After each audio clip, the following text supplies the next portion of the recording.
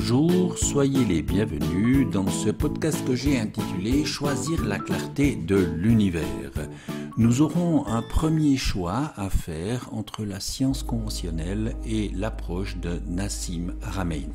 En effet, la science classique et déterministe ne peut pas répondre à la question du sens de la vie, car pour elle, l'univers n'a pas de sens, justement. C'est une machine à combiner les possibles en fonction de lois connues, d'autres encore à découvrir ou en fonction de hasards plus ou moins heureux ou chaotiques. Bien sûr, la vie a surgi de cet univers, mais sans avoir une place à part, tout comme les humains d'ailleurs, il n'y a aucune providence à l'œuvre dans l'univers, aucune force transcendante ou suprême, et l'univers finira de toute façon par disparaître dans un Big Crunch ou dans des trous noirs. C'est ce que la science classique croit pouvoir dire de ses observations, et ce que défendent ses partisans inconditionnels, eh bien, ça va consister à nous inviter, comme le faisait ouvertement le biologiste anglais Richard Dawkins, si cela nous pose problème, à consulter un psychiatre ou un philosophe. Il serait même nécessaire, selon lui, d'interdire toutes les religions humaines, car elles véhiculent des mensonges et des rêves fallacieux. Cette approche, sans être unanime parmi les scientifiques, est devenue en somme une religion athée, militante et exclusive, ce que je ne saurais cautionner car nul humain ne peut prétendre détenir la vérité dernière. À l'opposé, la science unifiée de Nassim Haramein explique que l'univers est vivant, qu'il tend à une harmonie vers des buts toujours plus élevés à travers des lois d'échelle qui incluent la collaboration et, chez les humains, l'amour.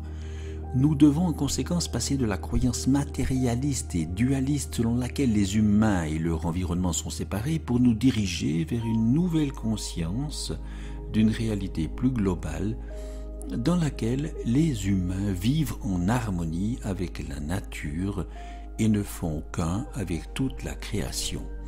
Ici, la loi de la vie n'est pas la loi de la haine, la loi de la force ou la loi des causes mécanistes. Celles-ci sont les lois de la non-vie, de la mort, de l'entropie. L'univers se décline partout sous forme d'information, d'états vibratoires, d'énergie, de matière ou de vie sur Terre. Tout en découle et tout y revient.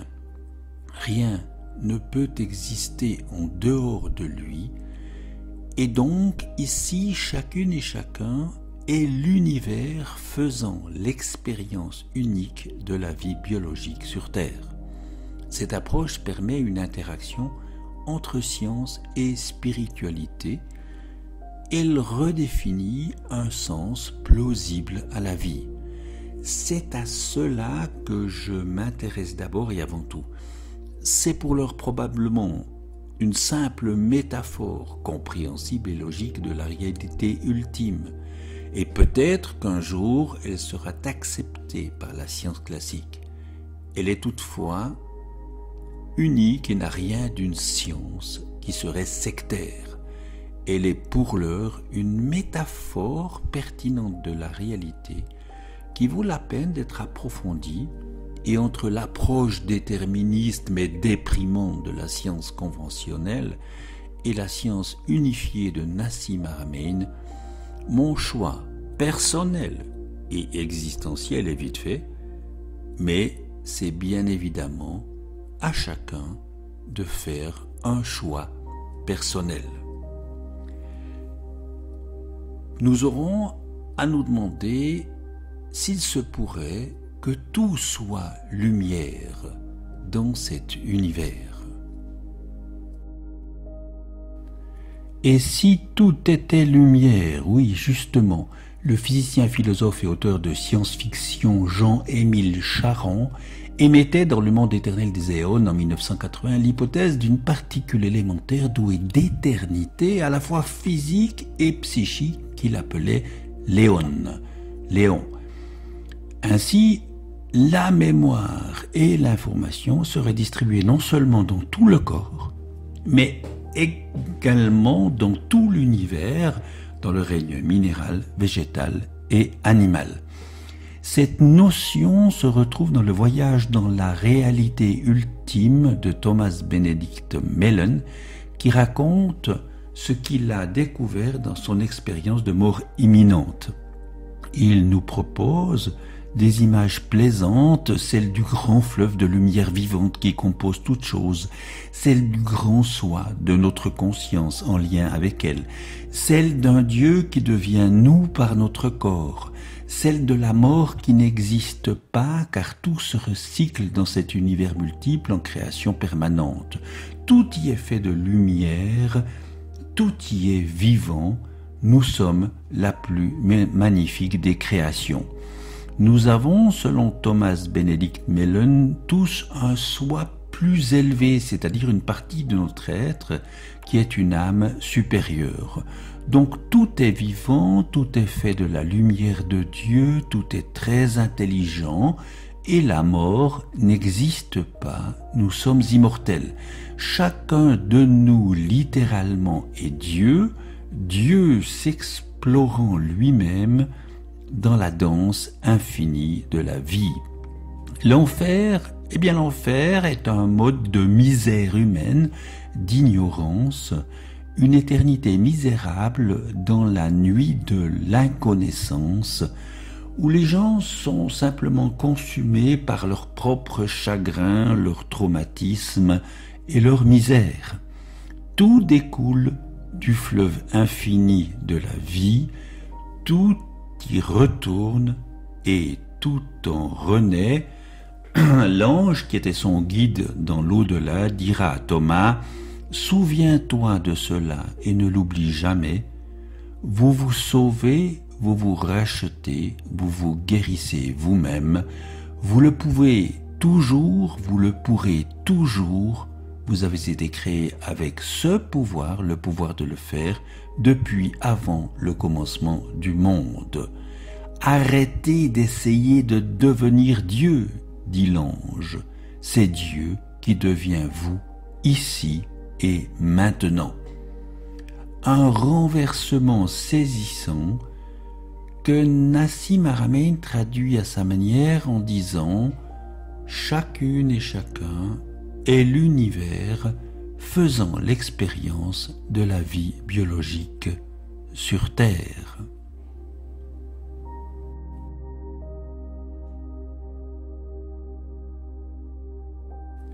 C'est en réalité le défi majeur de notre condition humaine, un défi à bien concevoir, à bien ressentir émotionnel, une notion à bien intégrer instinctivement aussi dans notre manière de nous adapter au monde et à notre environnement. Car en vérité, le véritable pouvoir créateur est celui de l'univers, celui que nous activons à travers les échanges permanents avec la mémoire de l'espace-temps et avec l'océan de vibrations contenu dans le champ appelé aussi la divine matrice, ce qui nous permet de créer, d'attirer et de repousser une grande partie de ce qui fait notre réalité. On pourrait imaginer une sorte de mécanisme du karma.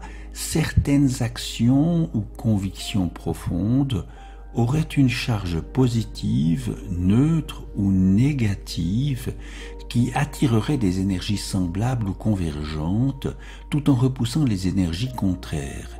Il y aurait principalement ce qui éloigne, disperse donc le non-amour et ce qui unit et réunit.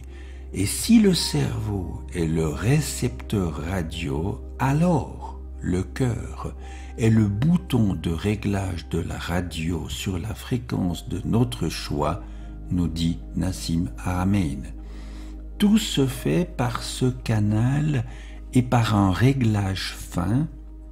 Tout passe ainsi par le nœud sinusal du cœur, impliqué dans les effets positifs de l'émotion sur la perception, l'attention, la mémoire, la prise de décision, un meilleur équilibre fonctionnel des autres systèmes respiratoires, cardiaques, digestif, immunitaire.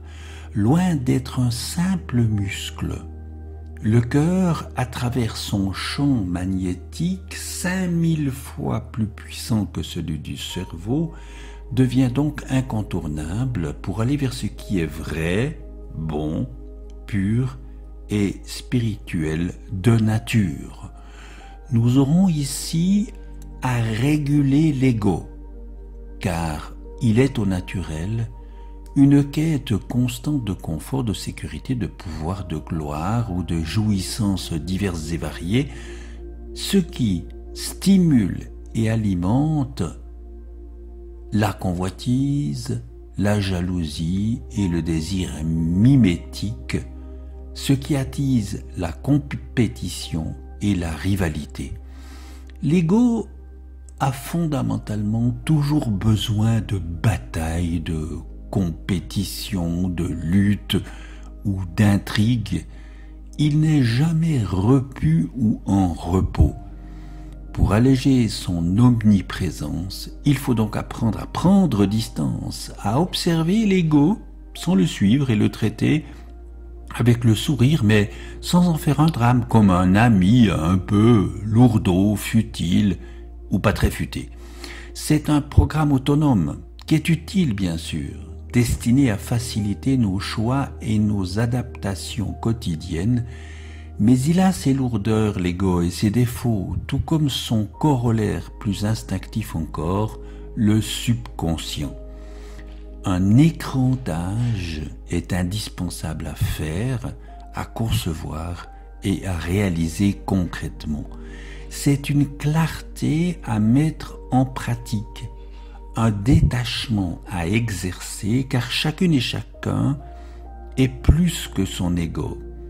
Eckhart Tolle disait avec raison « Je ne suis ni mes pensées, ni mes émotions, ni mes perceptions sensorielles, ni mes expériences.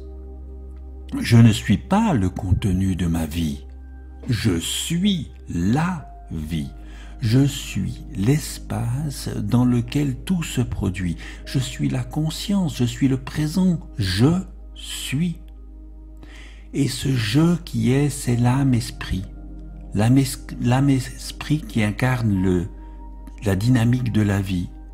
Elle s'exprime dans le présent en définissant toujours le cadre et le but, l'aspect yin, et les moyens, l'aspect yang, pour y arriver, pour aller vers ce qui est vrai, bon, pur et spirituel de nature.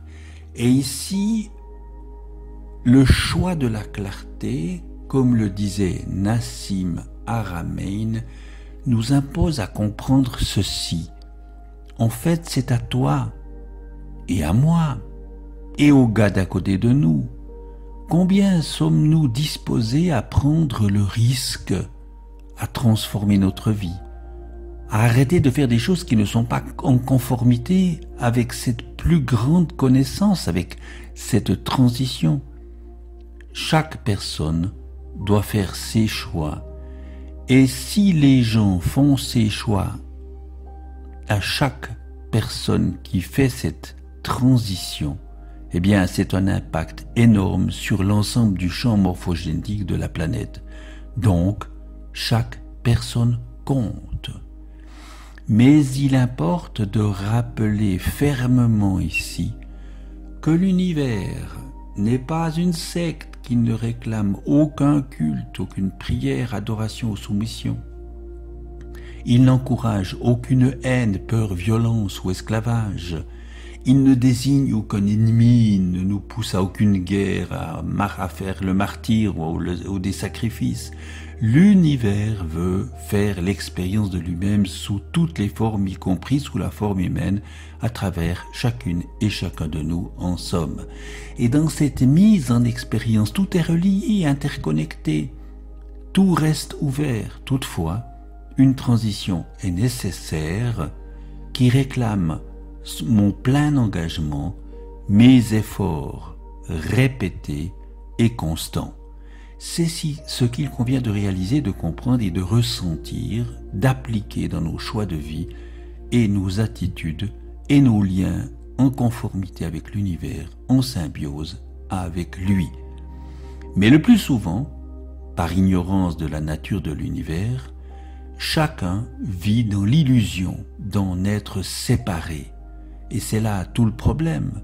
Chacun vit dans la peur de la mort, du néant, de la solitude, avec, pour compenser ses peurs, une quête éperdue de confort, de sécurité, de pouvoir, de gloire, de fortune, de sexe, de jouissance et d'épanouissement personnel, notamment des désirs jamais assouvis, car pour chaque besoin comblé, il en surgit aussitôt un autre. Je le disais, un ajustement est nécessaire.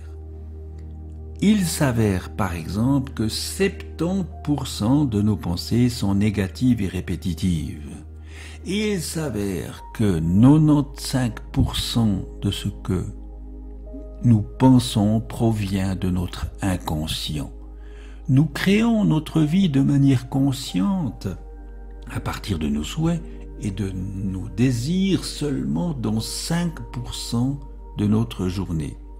Et donc, ce qu'il faut impérativement, c'est d'abord reconnaître en pleine conscience nos peurs, nos compulsions, nos culpabilités, nos fausses croyances et nos pensées limitantes. Et puis, les transgresser en leur préférant des états vibratoires plus harmonieux et plus plaisants. Nous pourrons ainsi établir une relation juste à l'univers. Et cette relation juste à l'univers, c'est le devenir. Choisir la relation juste à l'univers, c'est fondamentalement choisir le devenir.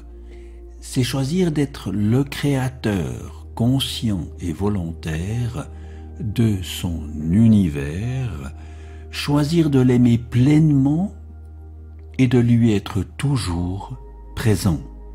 L'équilibrage, l'harmonie vibratoire va devoir se faire au niveau instinctif qui permet une autonomie, au niveau émotionnel qui autorise une reconnaissance et au niveau mental qui permet la sécurité. Ce qui veut dire harmoniser le niveau subconscient, conscient et supraconscient, mettre en complicité, en interaction, en symbiose, le corps, l'esprit et l'âme. Et pour y arriver, il faut choisir ici la clarté de l'univers. Savoir que nous créons, nous attirons, nous repoussons une grande partie de ce qui fait notre réalité quotidienne. Nous disons à tout moment qui nous sommes et ce que nous souhaitons, ce que nous voulons être et ce que nous voulons vivre, sans trop y croire la plupart du temps. Il faut donc apprendre à demander à notre âme de réaliser ce qu'elle peut en lui confiant nos attentes, nos besoins, nos intentions, et le faire sans motif caché, en toute transparence et en toute simplicité. Cela revient en quelque sorte à déposer en avant de notre ligne de vie des attracteurs qui vont fonctionner un peu comme des aimants rassembleurs. La vie est venue expérimenter l'amour sous toutes ses formes, et notre âme nous envoie des informations pour ce faire, des intuitions, des murmures du cœur, des encouragements qui nous permettent de sentir plutôt que de penser. L'âme est un guide qui favorise les synchronicités, les signes, les encouragements. Dans la vie, on a un pouvoir immense. Mais si on cède au côté obscur, à la souffrance, à la déprime, à la négativité, aux peurs, aux doutes, aux culpabilités, alors on met son âme en prison. Je crée du négatif, je suis décentré. L'âme est la partie parfaite en nous, notre lumière, notre essence fondamentale. L'amour est tout ce qui est pur. Cela devrait permettre de spiritualiser le monde, d'avancer vers une humanité commune, des buts communs. Il s'agit de passer par cette transformation, par une pacification de notre être qui permet de dépasser nos filtres mentaux, de favoriser plutôt une intelligence émotionnelle plus empathique et spirituelle, travailler dans le respect des autres, de soi et de l'environnement. La spiritualité, comme pourrait le dire Nassim, peut être de la physique mise en pratique ou parfois de la physique non encore expliquée. Elle pourrait être toutefois, au même titre que le savoir et la technologie respectueuse de l'environnement, l'avenir de l'humanité, notamment par son potentiel de réconciliation avec la structure fondamentale de l'univers et le bon usage de nos connexions avec lui. La recherche de connexion est une caractéristique intrinsèque de la fabrique de l'espace-temps, parce que la connexion crée l'intelligence, la connexion crée la complexité croissante de notre monde quantique, de notre monde biologique ou cosmique. Dans cette connexion, rien n'est jamais séparé, tout est connecté, tout est fait pour être connecté et donner du sens à cette expérience subjective et objective que nous appelons la vie. Dès lors, vouloir l'ignorer est du plus haut effet comique, car nul ne peut vivre sans cette connexion. Et vouloir la refuser est du plus haut effet tragique, car c'est en restreindre le potentiel créateur. Dès lors, et en réalité, chacune et chacun est l'univers faisant l'expérience unique de la vie biologique sur Terre. Chacune et chacun est unique dans cette expérience extraordinaire, en somme, un point spécifique ancré dans la mémoire de l'espace-temps. Et donc c'est inutile de vouloir s'en vanter, de vouloir l'établir ou le prouver ou encore le vivre pour mieux en faire étalage. Ce serait même un choix plutôt pathétique et ridicule, puisque fondamentalement nous avons toutes et tous reçu le même pouvoir créateur. Nous l'aurons simplement plus ou moins conscientisé, intégré et développé. Il importe ici de bien comprendre que ce pouvoir ne nous appartient pas. Le mérite ne nous en revient pas puisqu'il est celui de l'univers. Ce qu'il va pouvoir relayer de nos états vibratoires, de nos attentes, de nos demandes, de nos dépôts d'attention. Nous avons ainsi tout intérêt à bien observer ce que nous créons jour après jour, ne serait-ce que pour corriger le tir. Toutefois, il se pourrait aussi que nos représentations limitées de ce fabuleux pouvoir soient un obstacle majeur à ce que nous croyons pouvoir créer, attirer ou repousser dans notre vie individuelle et collective. Rien ne se fait tout simplement et très facilement, osons le dire. Mais l'innovation est et sera toujours de mise. Il serait bon ainsi de nous demander comment faire sens commun. Ce serait le vrai pari sur l'avenir. Et pour Nassim Haramein, le temps serait venu de faire une double ascension sur un plan de la science et de la technologie et sur un autre plan humain d'apaisement des relations humaines.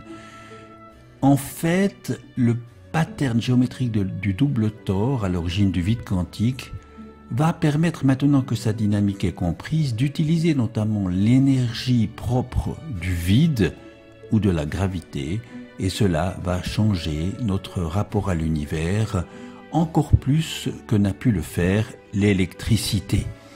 L'énergie deviendra disponible à bon marché, les voyages interstellaires deviendront possibles, la pollution sera en recul. Il devrait ainsi être plus facile de tendre à une humanité harmonieuse, car les ressources et l'espace sont infinis. Il y aura finalement suffisamment de richesses et de biens des solutions donc pour que tout le monde soit gagnant. Et l'avenir nous dira si nous avons su préserver et choisir cette solution pour l'avenir de l'humanité, faire notre ascension en somme. Le défi sera ici de mener une vie plus pleine, de demander ainsi au monde une signification plus haute et féconde, d'aller vers une conscience plus éveillée dans un mouvement de responsabilité, de création. C'est là où les humains se trouvent, qu'il doit et peut faire briller la vie cachée de l'absolu. C'est la clarté de l'univers, le chemin et le but, mais cela reste fondamentalement un choix d'humanité à faire de toute urgence évidemment et collectivement.